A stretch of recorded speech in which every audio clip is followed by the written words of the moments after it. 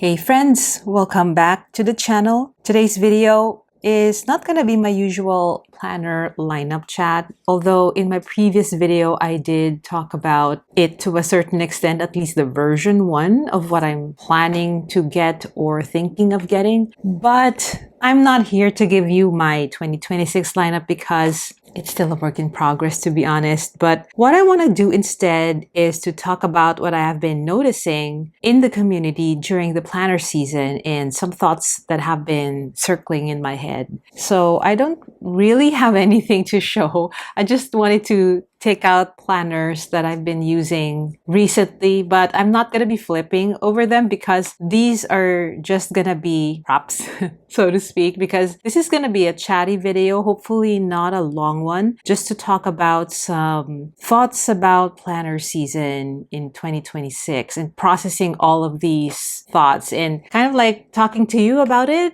thinking if you have similar thoughts or other feedback or comment about the current planner chaos that's happening right now. So if you are so inclined, if you are interested in this kinds of discussion, please cozy up and let's get on with it.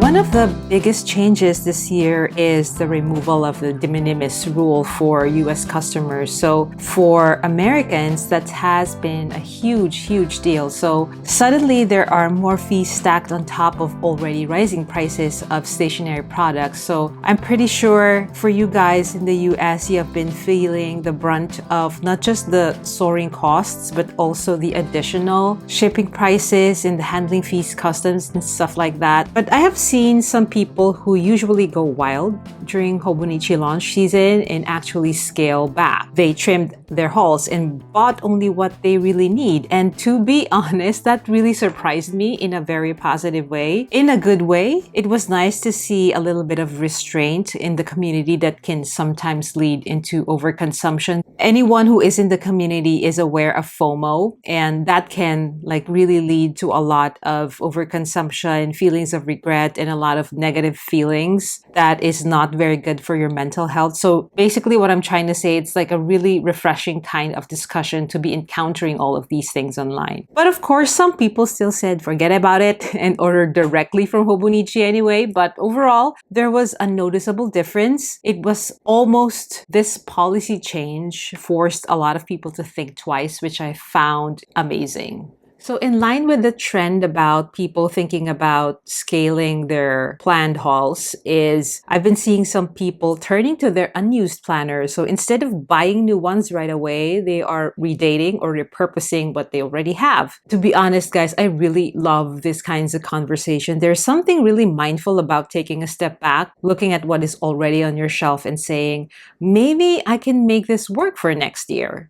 It really slows down that urgency and it gives people a lot of time to reflect before jumping on new releases. And I personally love this. It's like, I love the positive vibe and discussion going through with this. And I myself have been doing that right now. I am using an old Hobonichi Weeks. This is a 2023 spring start. And I have used this before as a reading journal, but I am actually thinking about using a Hobonichi Weeks for a language learning planner for next year. So I am using this old Hobonichi Weeks because I have not filled up majority of the pages and trying it out for myself if this is going to work. And a lot of you guys have been coming up with these videos, with these discussions about redating your old ones, especially those who have unused planners and coming back to your stack and evaluating the choices that you made previously and bringing some new life into them. And to me, I really appreciate that kind of content that's coming up. And I really do hope there's going to be a lot more discussions in that respect. So as a creator, that's also what I want to bring to the discussion, not just, showing off hauls, showing off what I bought, but really talking about purposeful use of this hobby. Because I also have accumulated so much planners that I have not used fully, and also notebooks and stuff like that. So if I look at my stack and like see how else can I bring back life into something that really did spark some joy and love, when I intentionally, purposely bought them before, but then something happened in my life that I wasn't able to use them to the fullest extent. And looking back on the reason why I bought these things, what were the main motivations, and then coming back to those feelings again, reusing them. Those kinds of conversations are really important to me, and seeing a lot of people in the community bringing life back to their old stuff and rethinking about their buying thoughts and processes. It's really so refreshing, and I really love to have that conversation. Now, for those who did buy Hobonichi, I noticed a big divide. So a lot of US customers decided to buy locally, and interestingly enough, they were the very first to get the planners. So their orders shipped out quickly, and they had them in their hands before the people who ordered them directly from Japan. So, there was a lot of like anxiety and worry about, do I order directly from Hobonichi or do I buy locally? I'm scared about the extra charges that may come if the shipment comes and customs holds it and stuff like that. But to be quite honest, you guys in America were the very first to get a hold of your Hobonichis, which I really am happy for you guys. But deep inside, I'm like, when is my order gonna come in? I have to wait, several days or like a couple of weeks for it to arrive. But you guys, you got it on the exact launch date. But then, of course, there were others who could not resist the freebies. Some of them wanted that little paperweight robot, and so they ordered direct. And that kind of like made me laugh a little, because I've seen some people talk about, oh, I just want that robot, so I'm gonna buy from Hobonichi directly. And at some point I was wondering, are you actually buying the planner or are you buying the little trinket? So it's like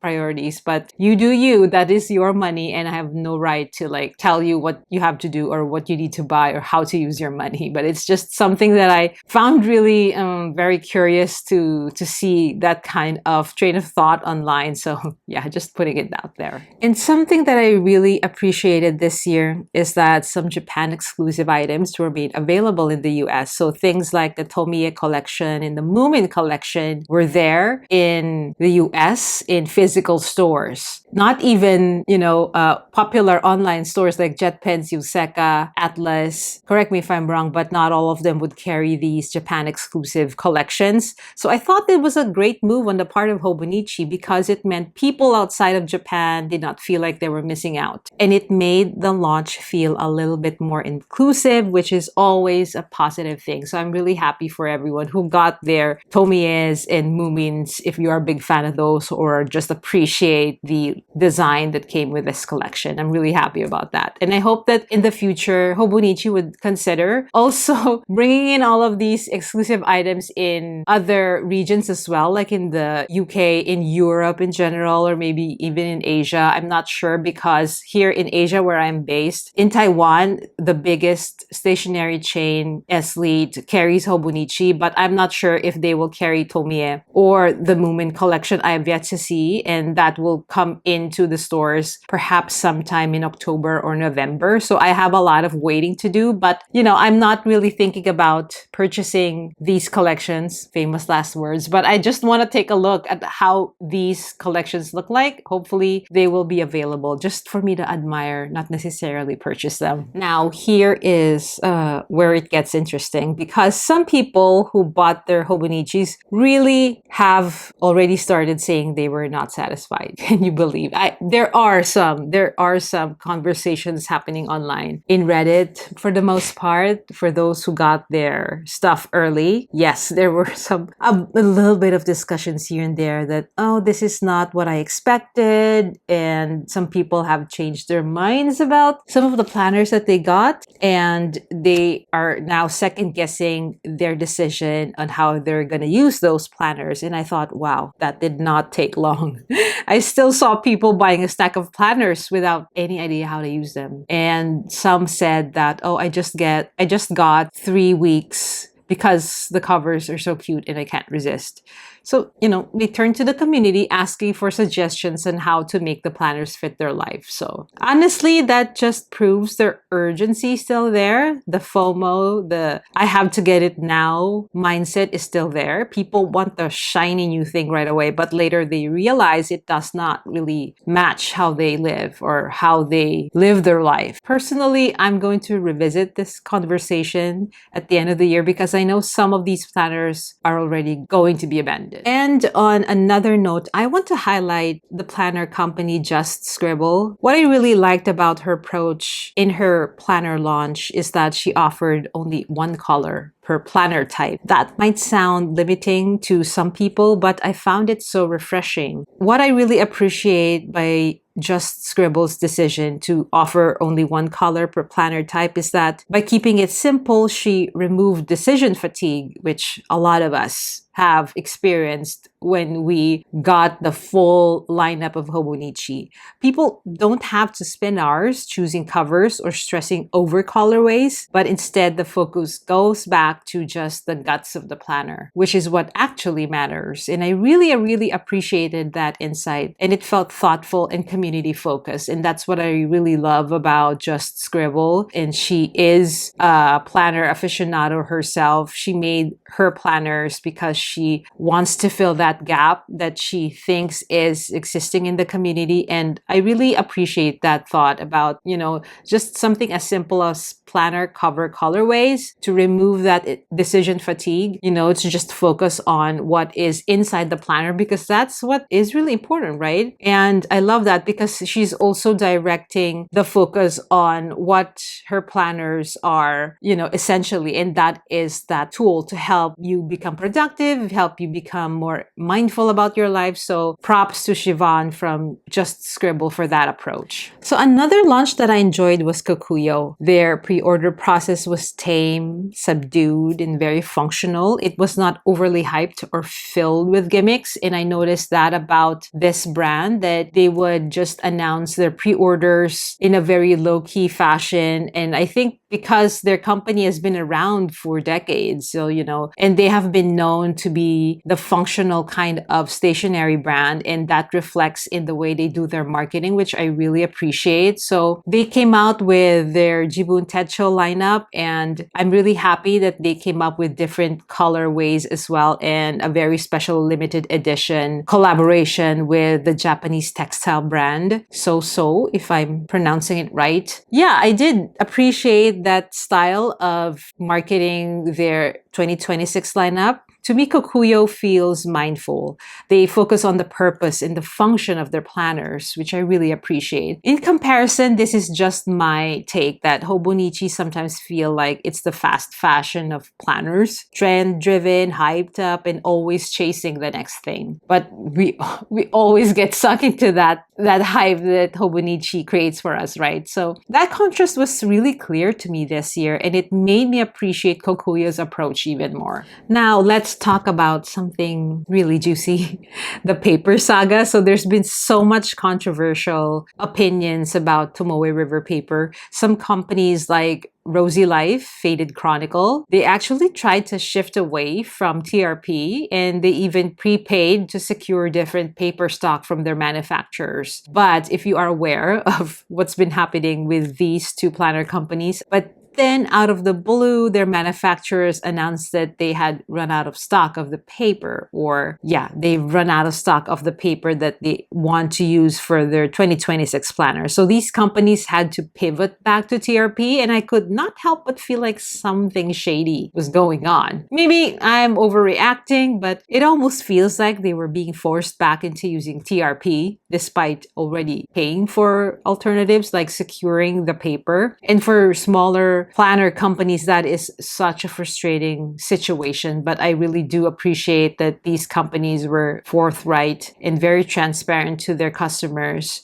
to tell them about this shift that they did not really expect and were out of their control. And speaking of that drama, I want to specifically highlight Aura Estelle's shady manufacturers. Let's talk about that. Their Chinese manufacturers, as they said, refused to do proper quality checks on the product. So that alone is shocking, but it gets very suspicious because that manufacturer, when Aura Estelle communicated why it's taking them a while to launch their pre-orders, it feels like, the lack of quality control or the manufacturer's decision not to do proper quality checks on the product is really very alarming. And that kind of decision pushed Aura Estelle to pivot to a Japanese manufacturer instead. So I found myself asking, what is going on with these manufacturers? So between the paper fiascos and the quality control refusals, it feels like smaller brands are getting jerked around for some reason. And it hurts not just the business, their business, but also the customers who trust them. So if you are not aware of all of these changes happening to these small planner companies, please give them a bit of grace.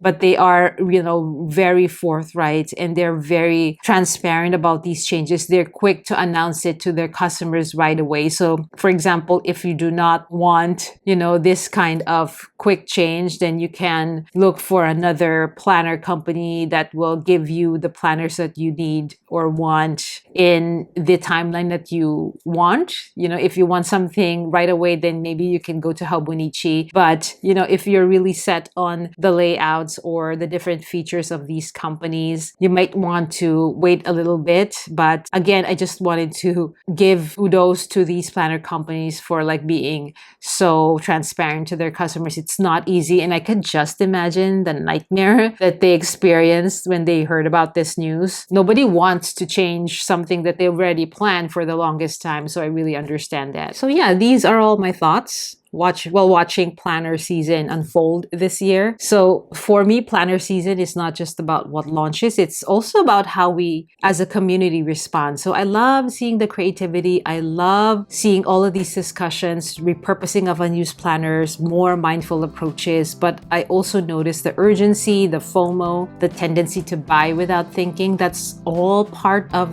as everyone says, that chaos that is part and parcel of planner season. But at the end of the day, planners are tools to support our lives.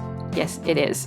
The hype will come and go, but what matters is finding something that actually fits how you live, not just with what looks good on release day. So I will be keeping an eye on these conversations, and I might revisit them at the end of the year to see how people actually ended up using their planners. And I will also share my own journey navigating through these chaotic season. But for now, I wanted to share my reflections and open the floor to you guys. So what have you noticed during planner season this year? Do you see yourself consolidating, repurposing, or still leaning into the excitement of new launches? Please do sound off in the comments. I would love to hear your thoughts. So thank you so much for spending time with me in this chat. And if you enjoyed it, don't forget to like, subscribe, share your own planner season reflections in the comments. And as always, I'll see you in the next video.